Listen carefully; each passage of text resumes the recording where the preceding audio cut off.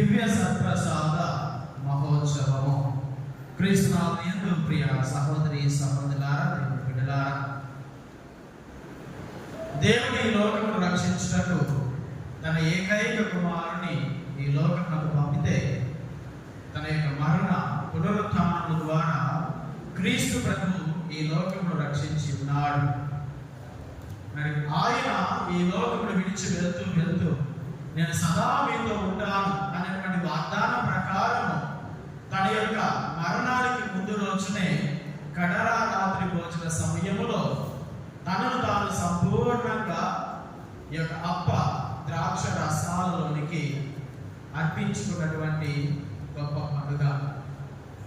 ఈ యొక్క క్రీస్తు ప్రభుని శరీర రక్తముల ద్వారా ఆయన అనునిత్యము కూడా మన మధ్య వాసము చేస్తూ ఉన్నాడు అనేటువంటి సత్యాన్ని ఈరోజు మనందరం కూడా ప్రపంచానికి ప్రకటిస్తూ ఉన్నాం.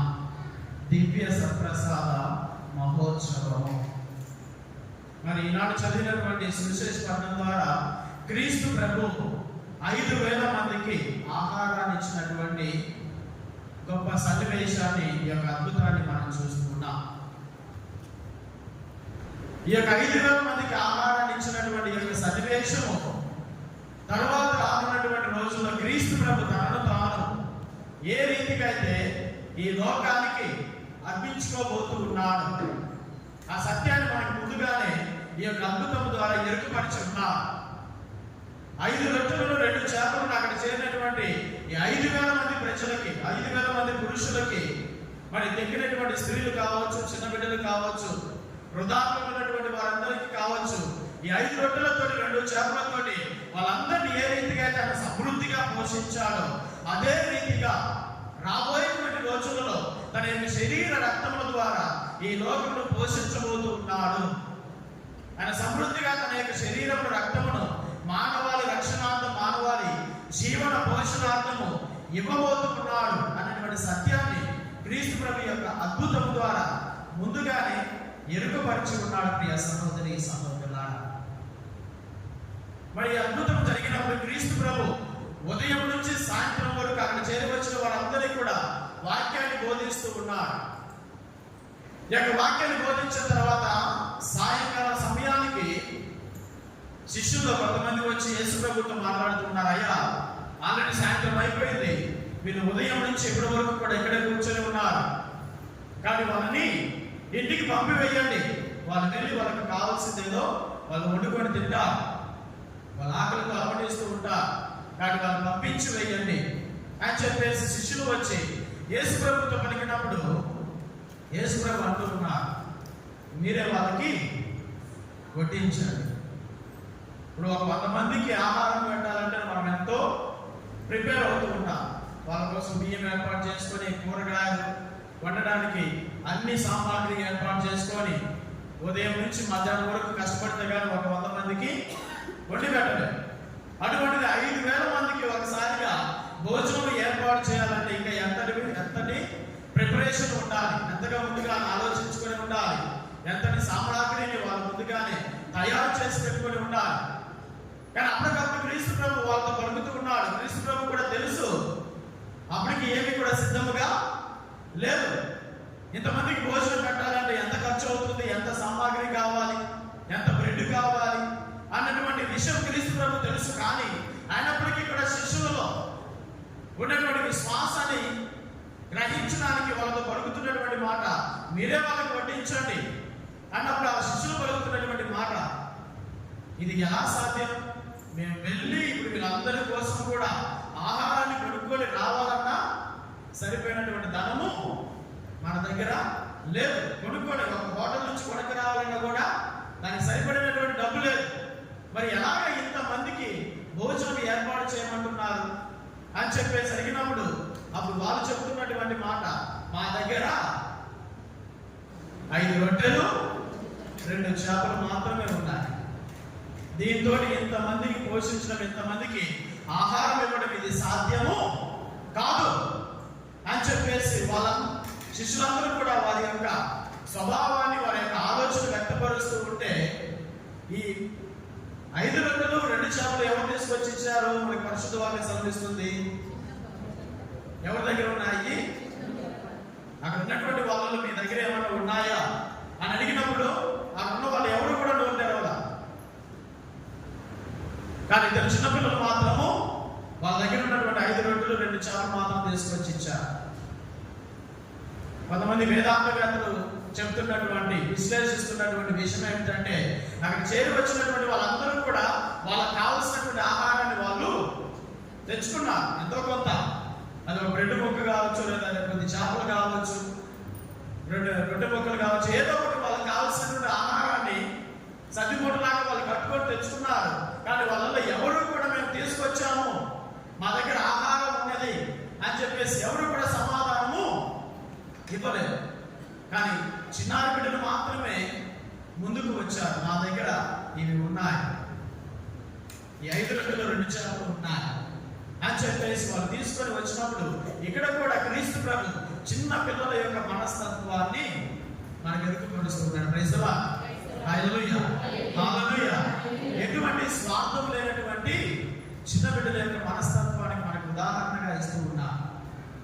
వారికి తెచ్చుకున్న దాన్ని కూడా ఇవ్వడానికి వాళ్ళు వెనకడుగు వేయాల.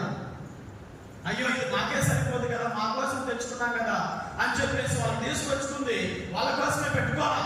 ప్రభు అడిగినప్పుడు వెంటనే ముందుకు వచ్చా, మా దగ్గర ఇది ఉన్నది అని చెప్పేసి ఆ ఉన్నటువంటి 5 రొట్టెలను 2 చేపలను ప్రభు చేతుల్లోనికి అర్పించారు. ఇక్కడ ఉన్నటువంటి ఆ పెద్దవాళ్ళందరూ కూడా తీసుకొని వచ్చినప్పటికీ కూడా వాళ్ళ యొక్క స్వభావం ఎలాగ ఉన్నది, స్వార్థంతో నిండిపోయింది. ఇది ఒకవేళ బయటకు చెప్తే దీన్ని తీసేసుకుంటారేమో, నా కడుపు కోసం నేను తెచ్చుకున్నా, నా ఆకలి కోసం నేను తెచ్చుకున్నా, నా బిడ్డల కోసం నేను తీసుకొచ్చా, దీన్ని ఒకవేళ ఇస్తే దీన్ని తీసుకొని అతనికి పంచుతాడేమో, నేను తెచ్చుకుంటే కొద్దిగా మళ్ళీ ఆ రొట్టె నలుగురికి పంచితే నాకు సరిపోదు కదా అని చెప్పేసి వాళ్ళు తెచ్చుకున్నటువంటి ఆహారాన్ని వాళ్ళకే పెట్టుకున్నారు. వాళ్ళు ఎవరు కూడా ముందుకు రాలేదు వాళ్ళు తీసుకొచ్చినటువంటి ఆహారాన్ని ఇవ్వడానికి. స్వార్థపూరితమైనటువంటి ఆలోచన, కానీ నిస్వార్థమైనటువంటి ఆ చిన్న బిడ్డల యొక్క మనస్తత్వం చూడండి. ఆ 5 రొట్టెలు 2 చేపలు ఎప్పుడైతే క్రీస్తు ప్రభుని చేతులకు అర్పించబడ్డాయి, క్రీస్తు ప్రభుని చేతులకు ఇవ్వబడ్డాయి, 5 రొట్టెలు 2 చేపలు కాస్త అక్కడ చేరినటువంటి 5,000 మంది పురుషులకి సమృద్ధిగా సరిపోయాయి. 5 రొట్టెలు 2 చేపలు కొన్ని గంపలకి చేరినటువంటి వాళ్ళందరికీ కూడా సరిపోవడం మాత్రమే కాకుండా దాన్ని మిగిలినటువంటి మొక్కలని ఎన్ని గంపలకి ఎత్తారంట? 12 గంపలకి. ప్రైజ్ ది లార్డ్, హల్లెలూయా, హల్లెలూయా. ఎంతమందికి ఆహారం ఎక్కడ తీసుకొని వచ్చి పెట్టగలం, ఎక్కడ కొనుక్కొని వచ్చి పెట్టగలం, ఇంతమందికి ఆహారం సమకూర్చడం ఎలా సాధ్యం అని చెప్పేసి అపోస్తలులు అనుకున్నారు, శిష్యులు అనుకున్నారు, అక్కడ చేరినటువంటి ప్రజలు కూడా అనుకుని ఉంటారు అందరూ కూడా భోజనం పెట్టడము అయ్యే పని కాదులే, కాబట్టి ఎవరు మార్గాన వాళ్ళు వెళ్ళిపోదామని చెప్పేసి వాళ్ళందరూ కూడా అనుకుని ఉంటారు. కానీ ప్రభునికి మాత్రమే తెలుసు వాళ్ళందరినీ కూడా ఆయన పోషించగలడు, సమృద్ధిగా పోషించగలడు. కొద్దిగా ఇచ్చేసి దీంతో అడ్జస్ట్ అవ్వండి అన్నటువంటి రీతిగా కాదు, వాళ్ళు సమృద్ధిగా సంతృప్తిగా తిన్న తర్వాత కూడా 12 గంపలకి అక్కడ ఆహారం, రొట్టె ముక్కలు మిగిలాయి. కానీ ఏదైనా మన జీవితంలో ప్రభుని చేతులకు అర్పించుకుంటే, అయ్యో నా దగ్గర ఉన్నది కొద్దిగా కదా, నేను దీంతో ఏం చేయగలనులే, దీన్ని ఆయన చేతులకు ఇస్తే దీనివల్ల ఏం జరుగుతుందిలే అన్నటువంటి ఆలోచన చాలా సార్లు మనలో ఉంటుంది. నా దగ్గర ఉన్నది 1 రూపాయి కదా, 1 రూపాయితోటి దేవుని సన్నిధికి అర్పిస్తే ఏం చేస్తానులే అన్నటువంటి ఆలోచనతో చాలా సార్లు మనకున్న దాన్ని ప్రభు చేతులకు అర్పించడానికి సంకోచిస్తూ ఉంటాం. కానీ దేవుడి యొక్క ప్రభును చాలాసార్లు మనము గ్రహించలేకపోతున్నాం. కానీ గమనించండి, ఇక్కడ ప్రభు చేసినటువంటి యొక్క గొప్ప అద్భుతము 5 రొట్టెల్ని 2 చేపల్ని కాస్త అక్కడ చేరినటువంటి అనేక మందికి ఆహారంగా ఆయన ఆశీర్వదించి దాన్ని సమృద్ధి చేసి ఉన్నాడు. అదే రీతిగా మన జీవితాల్లో కూడా ఇది కొద్దిగే కదా, ఇది సరిపోదు కదా, ఇది ఇచ్చినా కూడా వ్యర్థమే కదా అన్నటువంటి ఆలోచనతో ఏది కూడా నువ్వు ప్రభుని చేతులకు అర్పించుకోకుండా ఉండవద్దు. అది కొద్దిగా అయినా సరే నీ దేవుడి చేతులకు అర్పించినప్పుడు అది సమృద్ధిగా వసకబడుతుంది. ప్రభు దాన్ని సమృద్ధిగా ఆశీర్వదిస్తాడు. ఈ యొక్క గొప్ప అద్భుతం ద్వారా మన యొక్క జీవితంలో నేర్చుకోవాల్సినటువంటి విషయం ఇదే. అది ఎంతదైనా సరే ప్రభు చేతులకి అర్పించుకో. అది మన జీవితమే కావచ్చు, మన బిడ్డల జీవితమే కావచ్చు, మరి ఏదైనా సరే నీ యొక్క జీవితంలో ఆశీర్వాదాలు పొందుకోవాలనుకుంటున్నావా, నువ్వు సమృద్ధిగా దీవించబడాలనుకుంటున్నావా, నీ జీవితాన్ని దేవుడి చేతుల్లోనికి అర్పించుకో. నువ్వు ఊహించినటువంటి రీతిగా దేవుడి యొక్క ఆశీర్వాదం పొంగి పొరలనంత రీతిగా నీ జీవితంలోనికి కృంభరించబడతాయి. అన్ననాడు ప్రవక్త ఒక విధవరాల దగ్గరికి పంపించబడినప్పుడు ఆ విధవరాలి యొక్క జీవితంలో చివరి క్షణం కొద్దిగా రొట్టె, కొద్దిగా పిండి ఉన్నది, కొంచెం కొద్దిగా నూనె ఉన్నది, ఒక రొట్టె చేసుకొని తాను తన యొక్క పిల్లవాడు కుమారుడు భుజించి దాంతో కాలము ముగించుకున్నా, మరణము సంభవించేసింది, చనిపోదా అని చెప్పేసి సారెపాతులో ఉన్నటువంటి ఆ విధవరాలి యొక్క జీవితంలో జరిగినటువంటి ఆ గొప్ప అద్భుతం ప్రవర్తన అక్కడికి పంపించున్నాడు దేవుడు. అమ్మ, నీ దగ్గర ఏదైతే ఉన్నదో అదే నాకు ఇవ్వు, దాన్నే నాకు చేసి పెట్టు అని చెప్పినప్పుడు ఆ విధవరాలు నో అని చెప్పరా. ఉన్నది ఒక రొట్టెకేనయ్యా, ఉన్నది కొద్దిగా నూనెనయ్యా, దీన్ని నీకు పెడితే నేనెలా బ్రతకాలి అన్నటువంటి ఏ ఆలోచన కూడా చెప్పకుండా ఆ ఉన్నటువంటి కొద్దిగా రొట్టెను ఆమె తీసుకుని వచ్చి ఆ ప్రవక్త చేతులను అర్పించింది. ఎప్పుడైతే ఆ కొద్దిగా రొట్టెను ప్రవక్త చేతులను అర్పించిందో అక్కడ జరిగినటువంటి ఆ గొప్ప అద్భుతం ఏమిటంటే ఆ కుండలో ఉన్నటువంటి పిండి కానీ ముందులో ఉన్నటువంటి నూనె కానీ తరిగిపోలేదు. ప్రైజ్లా, హల్లెలూయా, హల్లెలూయా. దేవునికి అసాధ్యమైనది ఏది కూడా లేదు. దీన్ని నువ్వు విశ్వసిస్తూ ఉన్నావా? దేవుని బిడ్డలా గమనించండి. దేవుని చేతిలోనికి నువ్వు అర్పించబడినప్పుడు, దేవుని చేతిలోనికి నువ్వు ఏదైనా తీసుకొని వచ్చిన పెట్టినప్పుడు అది సమృద్ధిగా ఇవ్వబడుతూ ఉన్నది. దాని కోకొరలుగా పొంగి పొడవనంతగా దేవుడు దాన్ని ఆశీర్వదించి మనకి ఇస్తాడు. కానీ చేసినటువంటి యొక్క అద్భుతము 5 రొట్టెలు 2 చేపలు కాస్త చేయనటువంటి ప్రజలందరికీ కూడా క్రీస్తు ప్రభు ఏ రీతికైతే అద్భుతం చేసి అందించి ఉన్నాడు, అదే రీతిగా ఈ రోజు లోకమంతా కూడా దివ్య సప్రసాద మహోత్సవాన్ని కొనియాడుతూ ఉన్నది. క్రీస్తు ప్రభు తనను తాను సంపూర్ణంగా మానవాళి యొక్క జీవము పొందుటకు, మన యొక్క ఆత్మ జీవించటకు తనను తాను శరీర రక్తాలుగా అపద్రాక్ష రసాలుగా ఈ లోకానికి అర్పించుకున్నటువంటి ఈ గొప్ప పండుగ. ఒకే ప్రభువు అన్ని చోట్ల ఎలా ఉంటున్నాడు, ఒకే ప్రభువు ఒకేసారి అన్ని చోట్ల ఎలాగివ్వగలుగుతూ ఉన్నాడు, ఒకే దేవుడు ఒకే అన్ని ప్రదేశాలలో ఎలాగైనా ఈ యొక్క అప్పమును ద్రాక్షరసం తన శరీర రక్తాలుగా మార్చగలుగుతున్నాడు. ఈయనటువంటి ప్రశ్న అనేక మంది వ్యక్తులలో ఉన్నది. ఒకసారి ఒక వ్యక్తి వచ్చి ఆ గురువు దగ్గర నిలబడి స్వామి దివ్య సంప్రసాదం అంటూ ఉన్నారు.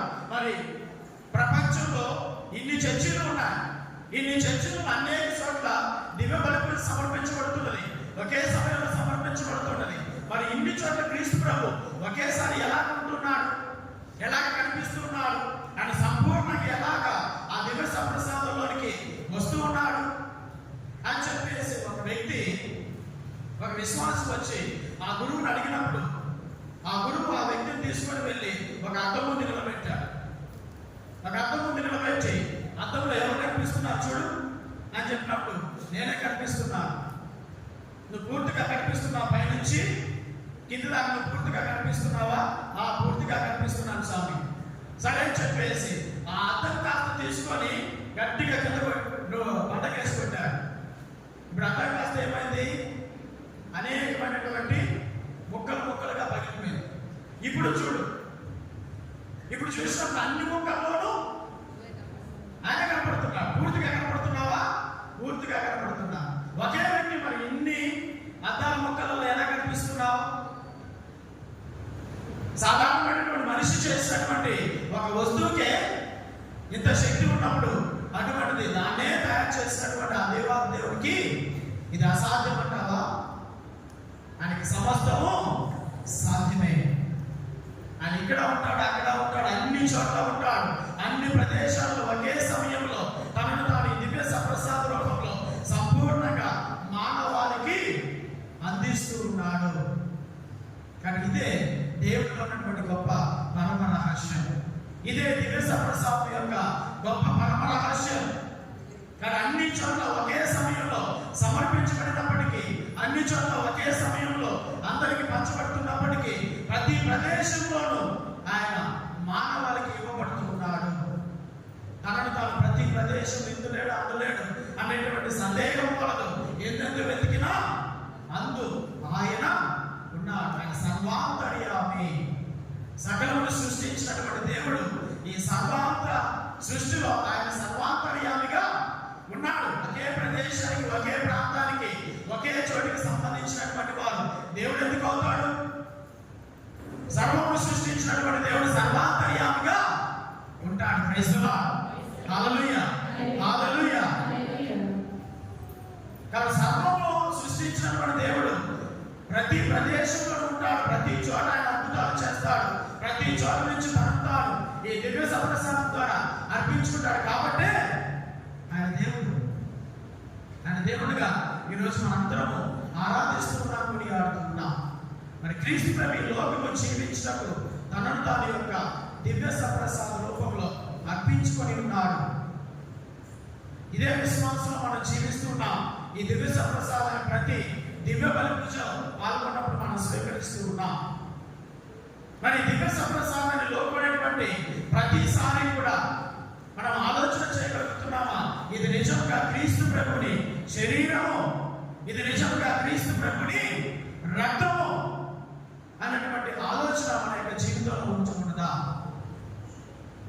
ఆత్మ పరిశీలన చేసుకోవాల్సినటువంటి విషయం ప్రియ సహోదరి సహోదరులారా. ఈరోజు అనేక మంది సంఘాలు, అన్ని సంఘాల్లో కూడా క్రీస్తు ప్రభుని శరీర రక్తములు పంచబడుతూ ఉన్నాయి. అన్ని సంఘాల్లో కూడా ఇవ్వబడుతున్నాయి. కానీ కథోలిక సంఘంలో ఈ దివ్య సప్రసాదానికి ఒక ప్రత్యేకమైనటువంటి ఆలోచన ఉన్నది, ఒక ప్రత్యేకమైనటువంటి విధానం ఉన్నది. అన్ని సంఘాల వారి యొక్క ఆలోచన ఏంటంటే, ఆ బల్ల మీద పెట్టినప్పుడు, ఆ పాస్టర్ గారు ప్రార్థన చేసినప్పుడు అది క్రీస్తు ప్రభుని శరీరంగా రక్తంగా మారుతుంది. ఒకసారి ఆ ప్రార్థన అయిపోయిన తర్వాత అది సాధారణమైనటువంటి రొట్టెగా ఉండిపోతుందని చెప్పేసి వీరి యొక్క ఆలోచన. కానీ కథోలిక సంఘంలో మాత్రము ఒక్కసారి అది క్రీస్తు ప్రభుని శరీరముగా, క్రీస్తు ప్రభుని రక్తముగా మారిందంటే అది సంపూర్ణంగా క్రీస్తు ప్రభుని శరీరముగానే, క్రీస్తు ప్రభుని రక్తముగానే ఉండిపోతుంది. కాబట్టి ఆ దివ్య బలి పూజ తర్వాత కూడా ఒకవేళ ఈ యొక్క శరీరము, ఈ యొక్క అప్పములు మిగిలిపోయాయనుకోండి, క్రీస్తు ప్రభుని శరీరం మిగిలిపోయింది అనుకోండి, దాన్ని మనం భద్రముగా మందసంలో ఉంచుతూ ఉంటాం. ఎందుకంటే ఇది ప్రభుని యొక్క ఉనికి, ప్రభుని యొక్క సాదృశ్యానికి గుర్తుగా ఉన్నది. ఆయన మన మధ్యన ఉన్నాడు. ఈ మందసం ద్వారా ఆయన ప్రతినిత్యం కూడా ఈ దేవాలయంలో వాసం చేస్తూ ఉన్నాడు. ఆయన మన మధ్యన నివాసం ఉంటూ ఉన్నాడు. పాత నిబంధనలో ఉన్నటువంటి మందసము ఈ నూతన నిబంధనలో వచ్చినటువంటి ఈ మందసానికి నిదర్శనముగా ఉన్నది. చాలా మంది దీన్ని అర్థం చేసుకోవడం లేదు. ఎందుకు ఈరోజు కథోలిక సంఘాలలో ఈ యొక్క మందసాలు ఉంచుతూ ఉన్నారు, ఆ మందసంలో ఏదో ఉంచుతూ ఉన్నారని చెప్పేసి అనేక మంది వ్యక్తులకు అర్థం కావడం లేదు. కానీ క్రీస్తు ప్రభు నూతన మందసం గురించి పాత నిబంధనలోనే ఆ పాత మందసం ద్వారా మనకు ముందుగానే తెలియజేస్తున్నా. కానీ పాత నిబంధన నూతన నిబంధనలో కొనసాగించబడుతున్నది ఈ యొక్క నూతన మందసం ద్వారా. పాత నిబంధనలో ఉన్నటువంటి ప్రతి వస్తువు కూడా నూతన నిబంధనలో వచ్చినటువంటి క్రీస్తు ప్రభువుకి సాదృశ్యంగా ఉన్నాయి. ఉంచబడినటువంటి 10 ఆజ్ఞల పలకలు కావచ్చు, ఉంచబడినటువంటి మన్నా భోజన పాత్ర కావచ్చు, ఉంచబడినటువంటి ఆహారంలో కర్ర కావచ్చు, ఇవన్నీ కూడా నూతన యాజకుడైన క్రీస్తు ప్రభువుకి సాదృశ్యముగా ఉన్నాయి. కానీ ఇవన్నీ కూడా పాత నిబంధనలో ఆ పాత మందసంలో ఉంచబడితే, నూతన నిబంధనలో ఈ నూతన మందసంలో స్వయంగా ఆ దివ్య సప్రసాదాన్ని క్రీస్తు ప్రభువుని మనం ఉంచుతూ ఉన్నాం. అందుకే దేవాలయంలో చేరిన వెంటనే ప్రతి క్రైస్తవుడు కూడా వంగి నమస్కారం చేస్తూ ఉంటాం. కొంతమంది సాష్టాంగ ప్రమాణం చేస్తూ ఉంటాం. ఎందుకంటే క్రీస్తు ప్రభు యొక్క ప్రశంస, తన యొక్క ఉనికి ఇక్కడ ఉన్నది. అందుకే ఏ దేవాలయం కూడా మనము ఆ రోడ్డు మీద ప్రయాణం చేస్తూ పాస్ అవుతున్నప్పుడు వెంటనే ఆ దేవాలయం గుండా వెళ్ళేటప్పుడు వెంటనే శిలువ గుర్తు వేసుకుంటూ ఉంటాం. దేవుడి యొక్క ఉనికి, ప్రెషన్స్ అన్ని చోట్ల దేవుడు ఉన్నాడు. ఆయన సర్వాంతర్యామి కదా, మరి అన్ని చోట్ల ఉన్నాడు కదా అని చెప్పేటువంటి ఆలోచన చాలాసార్లు మనకి రావచ్చు. కానీ దేవుడు తనను తన యొక్క ఉనికిని, తన యొక్క వాక్యాన్ని బోధించడానికి, తనను తాను లోకానికి ఇవ్వడానికి ఒక ప్రత్యేకమైనటువంటి ప్రదేశాన్ని ప్రభువే ఎన్నుకుంటూ వస్తున్నాడు. ఇది పాత నిబంధన నుంచి కూడా మనం చూస్తూ ఉన్నాం. కానీ అదే రీతిగా దేవాలయంలో ఆయన సంపూర్ణంగా ఆయన యొక్క సాదృశ్యం మనందరికీ కూడా సంపూర్ణంగా కనిపిస్తూ ఉంటుంది. కాబట్టి ఆ దేవాలయం కూడా వెళ్ళినప్పుడు ఆ శిలువ గుర్తు ద్వారా మనల్ని మనం ఆశీర్వదించుకుంటూ ఉంటాం. కానీ దివ్య సప్రసాదంలో క్రీస్తు ప్రభు సంపూర్ణంగా ఉన్నాడు అన్నటువంటి ఈ సాక్ష్యాన్ని లోకానికి తెలియచేయడానికి తల్లి అయిన శ్రీసభ ఈ యొక్క గొప్ప పండుగను ఏర్పాటు చేసింది. దివ్య సప్రసాద మహోత్సవము, ఆయన దివ్య సప్రసాదం కొద్దిగా ఉండటము, లేదా ప్రార్థన చేసిన సమయంలోనే ఆయన వచ్చి మరలా వెళ్ళిపోవటము అనేటువంటి ఆలోచనలన్నీ కూడా పోవాలి. ఆయన సంపూర్ణంగా ఈ దివ్య సప్రసాదంలో ఉన్నాడు. ప్రారంభం నుంచి ఒక్కసారిగా ఆ దివ్య బలి పూజలో గురువు ద్వారా అప్పము ద్రాక్షరసం ఆశీర్వదించబడిన తర్వాత అది సంపూర్ణమైనటువంటి క్రీస్తు ప్రభుని శరీరముగా, సంపూర్ణమైనటువంటి క్రీస్తు ప్రభుని రక్తముగా మార్పు చెందుతాయి. అది మరలంగా సాధారణమైనటువంటి రొట్టెగా మారేది లేదు. అది పరిపూర్ణంగా క్రీస్తు ప్రభు శరీర రక్తముగానే ఉండిపోతాయి అన్నటువంటి సత్యాన్ని లోకానికి తెలియచేయడానికి ఈ యొక్క పండుగను ప్రారంభించడం జరిగింది. 1263వ సంవత్సరంలో బోల్సేనో అనేటువంటి ప్రాంతంలో జరిగినటువంటి ఒక గొప్ప అద్భుతం.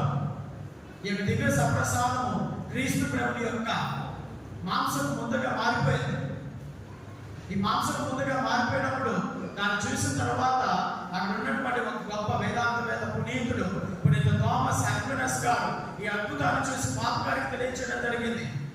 ఈ రీతిగా అద్భుతం జరిగింది అని చెప్పేసి ఆ అద్భుతాన్ని పాప్ గారి దగ్గరికి తీసుకుని వెళ్ళినప్పుడు పాప్ గారు కూడా అద్భుతాన్ని అప్రూవ్ చేసి ఈ యొక్క అద్భుతం జరిగిన తర్వాత నుంచి కార్పోస్ క్రీస్తుని శరీర రక్తముల మహోత్సవం అనేటువంటి పండుగ ప్రపంచమంతా కూడా కొనియాడాలి అనేటువంటి ఒక పత్రాన్ని జారీ చేశారు.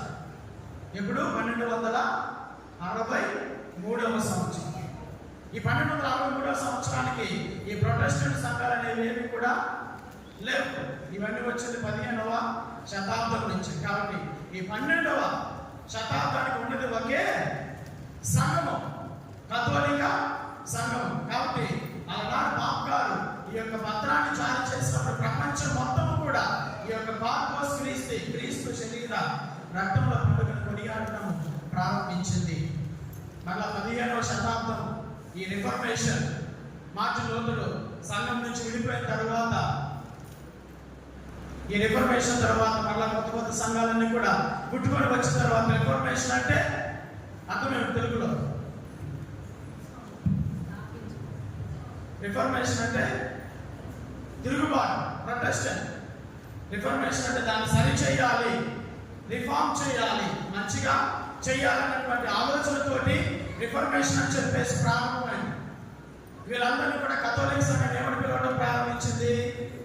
ప్రొటెస్టెంట్స్ అని చెప్పేసి పిలవడం ప్రారంభించింది. ప్రొటెస్ట్ అంటే తిరుగుబాటు దారులు లేదా తిరుగుబాటు చేయడం, ప్రొటెస్ట్ అని చెప్పేసి వీళ్ళందరినీ కూడా కథోలిక సంఘం నుంచి విడిపోయిన వాళ్ళందరినీ కూడా ప్రొటెస్టెంట్స్ అని చెప్పి పిలవడము ప్రారంభించింది. ఎందుకంటే నిజమైనటువంటి సంఘానికి, సత్య సంఘానికి వ్యతిరేకంగా వాళ్ళందరూ కూడా తిరిగారు. కానీ వాళ్ళందరూ కూడా ప్రొటెస్టెంట్స్ అని చెప్పడం ప్రారంభించింది. అప్పుడు ఒక సంఘం కాలం విడిపోయింది. దాని తర్వాత మళ్ళీ దాని నుంచి ఇంకొక సంఘాలు, దాని నుంచి ఇంకొక సంఘాలు, ఈ రీతిగా దాని నుంచి విడిపోతూనే వచ్చారు. కానీ ఇదంతా కూడా వేరే ఎత్తైతే ఈ సమయంలో కొంతమంది వ్యక్తులు ఈ దివ్య సప్రసాదంలో క్రీస్తు ప్రభువు లేడు అని చెప్పేసి బోధించడం ప్రారంభించారు. ఈ యొక్క రిఫర్మేషన్ ప్రారంభమైంది. ట్రాన్స్సబ్స్టాన్షియేషన్ అంటే ఈ అప్పము ద్రాక్షరసము క్రీస్తు ప్రభుని శరీర రక్తాలుగా మారుతున్నాయి అనేటువంటి ఆ విశ్వాసాన్ని వాళ్ళు వ్యతిరేకించారు. ఈ సత్యాన్ని వ్యతిరేకంగా వాళ్ళు బోధించడము ప్రారంభించారు. అది ఒక జ్ఞాపకార్థం మాత్రమే ప్రభు చేసుకోమన్నాడు.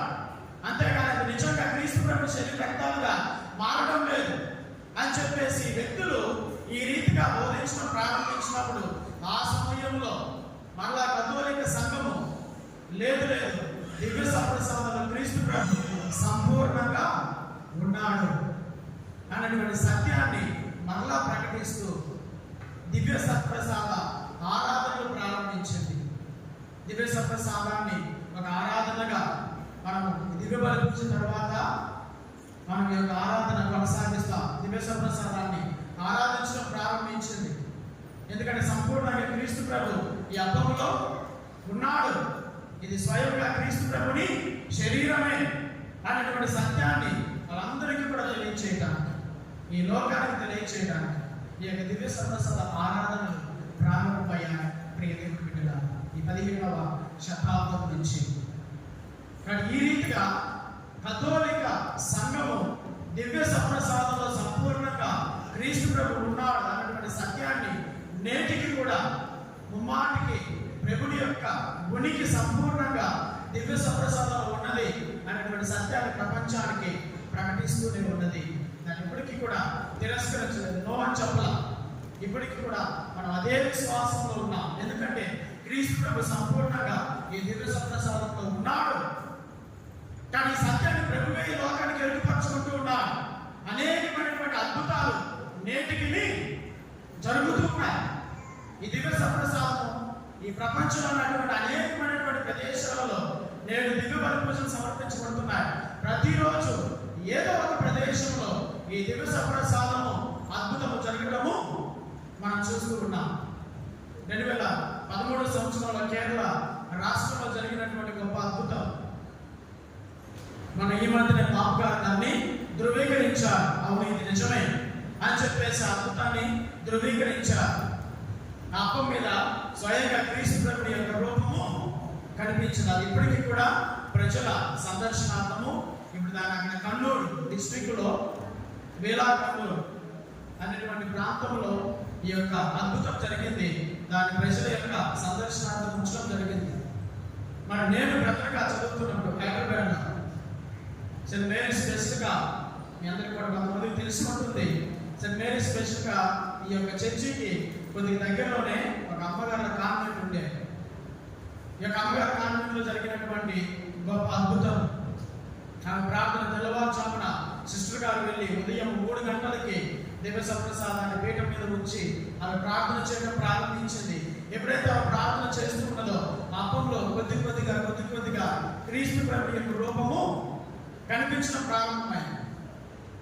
అది కొద్ది సమయానికి సంపూర్ణంగా ఆ రొట్టె మొత్తం కూడా క్రీస్తు ప్రభు యొక్క రూపము కనిపించడం ప్రారంభించింది. ఇది నిజంగా అప్పుడు ఈ అద్భుతం చూడడానికి మేము ప్రధానంగా ఉన్నాం. అప్పుడు థియాలజీ హైదరాబాద్ థియాలజీ చదువుకుంటూ ప్రధానంగా ఉన్నాం, దగ్గరే కాబట్టి వెంటనే మరుసటి రోజు అక్కడికి వెళ్ళి అద్భుతాన్ని స్వయంగా దర్శించడం జరిగింది.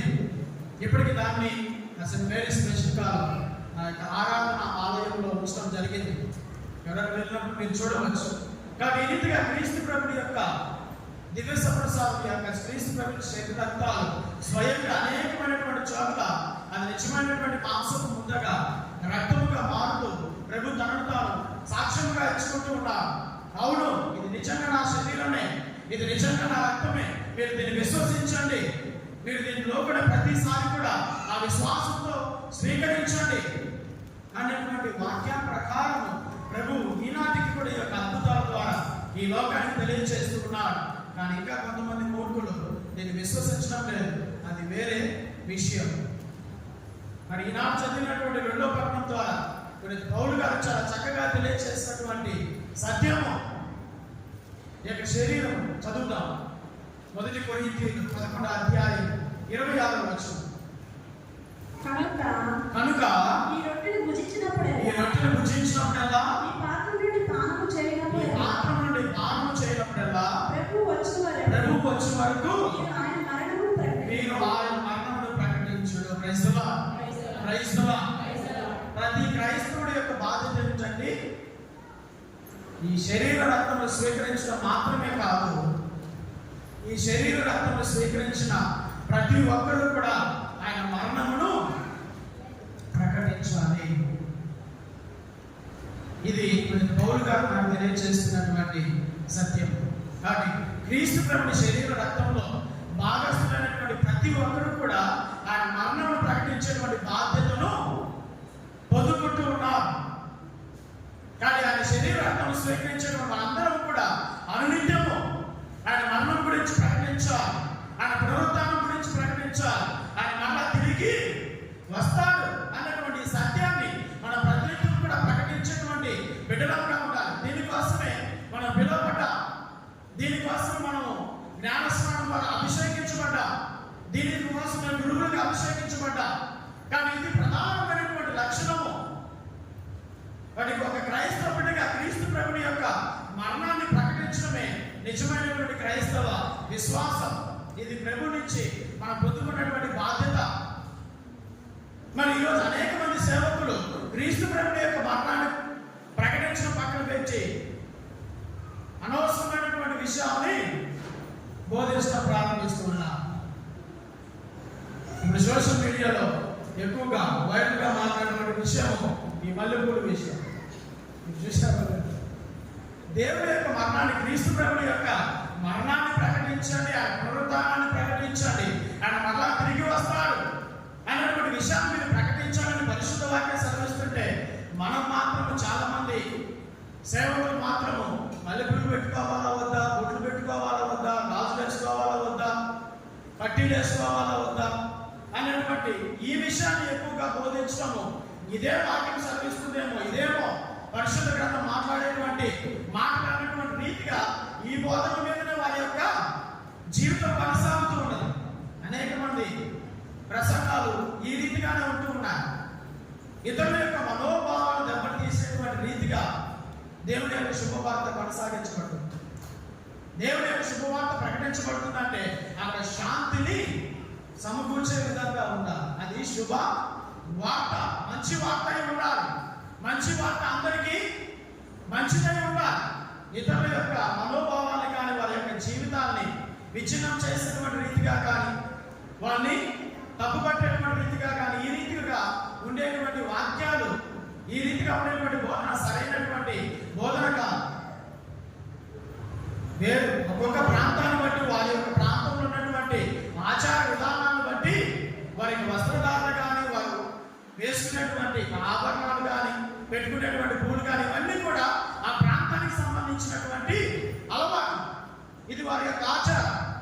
నువ్వు అమెరికాకో లేదా జర్మనీకి వెళ్తే నువ్వు వాళ్ళు ఎవరు కూడా పూలు పెట్టుకునేటట్టు చూడవు.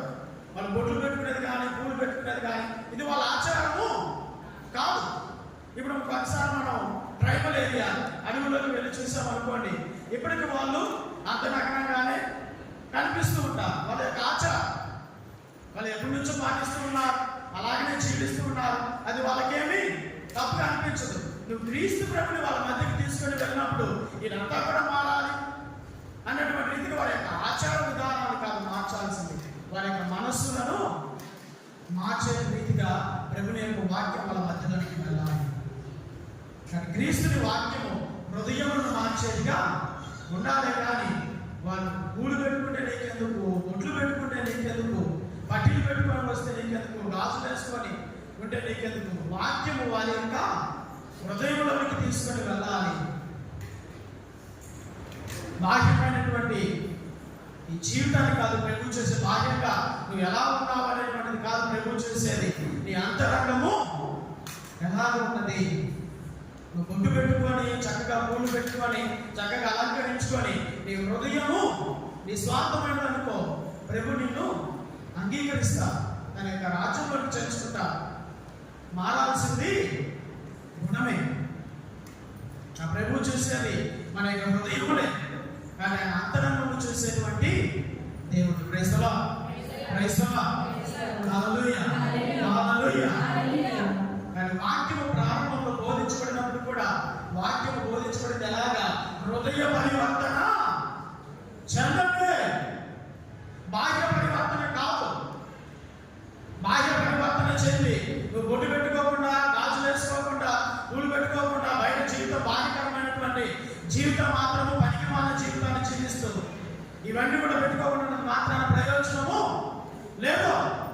ఇవన్నీ కూడా పెట్టుకున్నప్పటికీ కూడా నీ యొక్క హృదయము మార్పు చెందింది అనుకోండి, నీ యొక్క అంతరంగం మార్పు చెందింది అనుకోండి, నువ్వు దేవుని యొక్క ప్రియమైనటువంటి బిడ్డగా నీ స్వార్థమైనటువంటి జీవితం జీవిస్తున్నావు అనుకోండి, అది కదా నీ ప్రభువుకి కావాల్సింది. దానికోసం కదా ఆ ప్రభు ఈ లోకానికి వచ్చింది, దానికోసం కదా నీ ప్రభు శిలువ మీద మరణించింది. కాబట్టి నీ హృదయాన్ని ఆయన కోరుకుంటున్నారు. నీ కఠినమైనటువంటి హృదయాన్ని, స్వార్థమైనటువంటి హృదయాన్ని, కుళ్ళుతో కృషించిపోయినటువంటి హృదయాన్ని ఇవన్నీ కూడా తీసేసి నిర్మలమైనటువంటి హృదయాన్ని నీ ప్రభువు నీకు ఇస్తానంటూ ఉన్నారు. కాబట్టి ఈ హృదయం కోసం ప్రభు ఎదురు చూస్తూ ఉన్నారు. కాబట్టి బాహ్యమైనటువంటి బాహ్యంగా వాళ్ళు ఎలా వస్తున్నారు, ఎలా చేస్తున్నారు అనేటువంటి ఈ రీతిగా చెప్పడం ఆపివేసి, ఇతరుల యొక్క మనోభావాలు దెబ్బతినేసినటువంటి రీతిగా వాక్యాన్ని ఆపివేయాలని చెప్పేసి ఈరోజు అనేక మంది సేవకులు తెలుసుకోవాలి. దేవుడు తన యొక్క హృదయములను చూస్తున్నాడు అనేటువంటి సత్యాన్ని గ్రహించాలి. దేవాలయానికి వచ్చినప్పుడు మరీ ఎక్కువగా కలిగినటువంటి అలంకరణ మంచిది కాదని చెప్పేసి పరిశుద్ధ వాక్యం సెలవిస్తుంది. ఇతరుని ఆకర్షించేటువంటి అలంకరణ మంచిది కాదు అని చెప్పి పరిశుద్ధ వాక్యం సెలవిస్తుంది. ఇటువంటి అలంకరణలు ఎక్కడ జరుగుతాయో, ఎవరు చేస్తారో మనకు తెలుసు. కానీ దేవుడికి ఇష్టమైనటువంటి రీతిగా నీ యొక్క హృదయాన్ని మలుచుకొని దేవుని సన్నిధికి చేరి ప్రార్థన చేసేటువంటి బిడ్డగా, ఆ ప్రభుని స్వీకరించేటువంటి బిడ్డగా మనం ఉండాలి. ఆ దివ్య సప్రసాద నాథుడు మన నుంచి కోరుకునేది అదే. కానీ నిర్మలమైనటువంటి యోగ్యమైనటువంటి హృదయంతో అవును ఇది ప్రభుని శరీరం అని నువ్వు అంగీకరించి స్వీకరించినట్లయితే ఆయన వచ్చి నీతో వాసం చేస్తాడు. దానికోసం ప్రార్థన చేద్దాం.